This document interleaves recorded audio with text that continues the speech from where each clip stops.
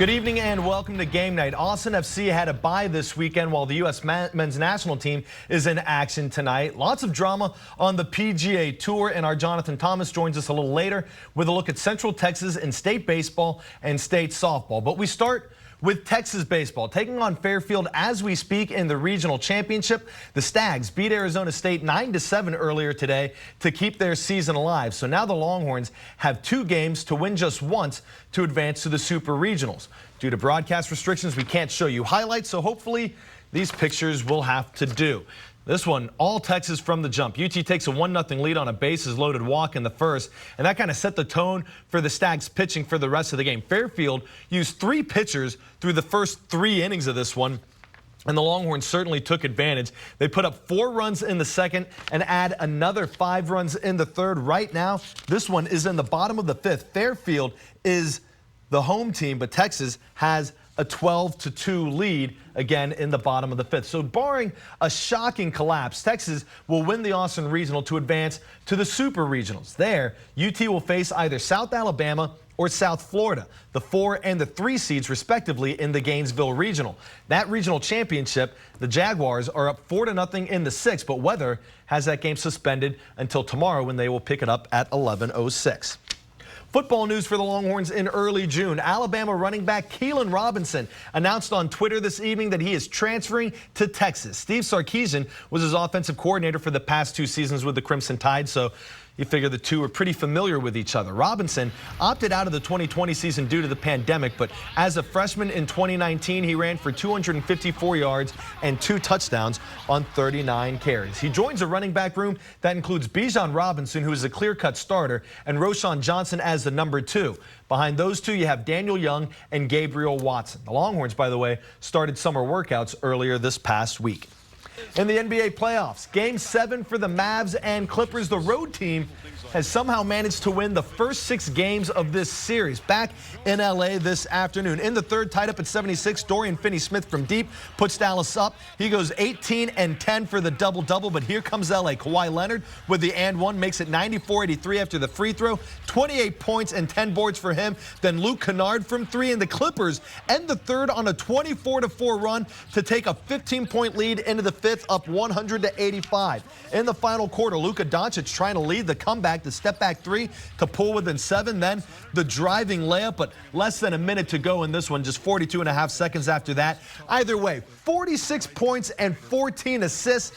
But it is too little too late as Paul George hits a couple of free throws to put this one on ice as the Mavs get bounced from the playoffs in Game 7 with a 126-111 loss. I think we played great and just keep going from there. You heard Doncic make reference to it. That's 2 straight years the Clippers have eliminated the Mavs from the playoffs. In Game 1 of the Eastern Conference semis, Atlanta holds on for a 128-124 win over Philly.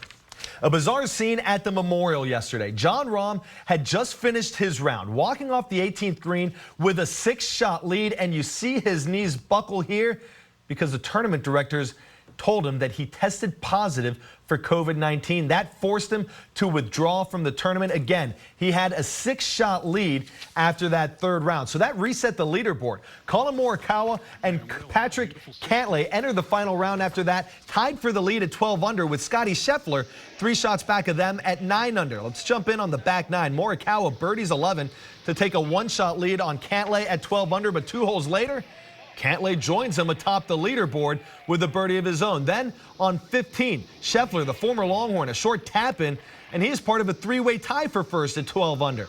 Later on that same hole, though, Morikawa breaks the logjam. That birdie gives him sole possession of first, but again, here comes Cantlay on 17 from way out, and he drains it. So they're both tied for first at 13 under. Scheffler trying to stay in it on 18, needs to save par to have any hope, and he pushes it wide right. He finishes alone in 3rd at 11 under.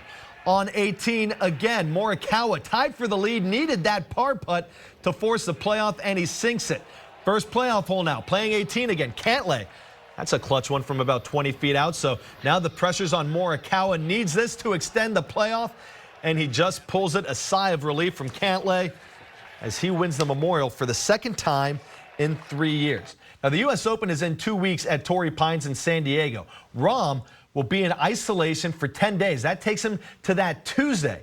So it'll be interesting to see how this affects his availability and how he handles that week if he is able to play.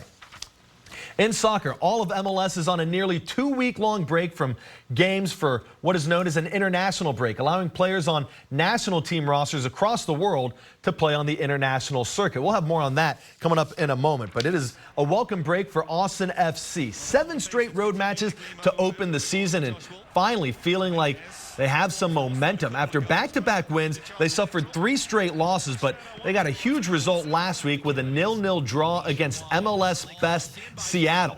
To make things even better, after this coming Saturday's road trip back to Kansas City, they have their home opener in less than 2 weeks. But right now, Josh Wolf used this open week to give his players a break, look back on the first part of the season, and to make some necessary adjustments.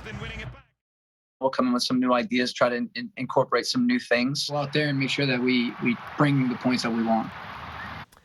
As we had mentioned, MLS is on an international break. Right now, the U.S. men's national team is taking on Mexico in the CONCACAF Nations League Championship. That is in Denver at last check. That match is tied at 2-2. Now, Q2 Stadium is set to host some international soccer in a couple of weeks. The U.S. women's national team will play the first ever match there in just 10 days against Nigeria. Then the stadium will host a Gold Cup semifinal game in July. Coming up after the break, we got some more game night. Our Jonathan Thomas joins us to take a look at the Astros hanging out near Niagara Falls, taking on the Blue Jays in Buffalo. Stick around. Quick update on Texas baseball. They are still up 12-2 on Fairfield, bottom of the 6th. Of course, the Stags are the home team in this one, so they are up to bat right now. Last week, the Texas women's rowing team won the program's first ever national championship.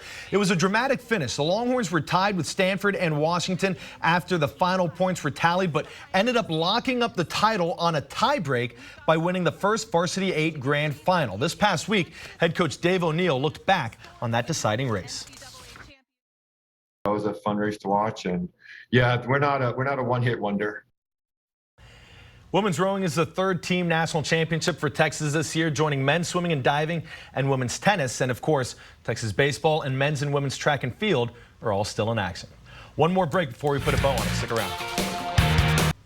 One last update for you. Texas is up 12-2 on Fairfield. It is the top of the 7th. If the Longhorns win, they advance to the Super Regionals and would be 2 wins away from Omaha and the College World Series. That's going to do it for us here on Game Night. Thank you so much for watching. Have a great week.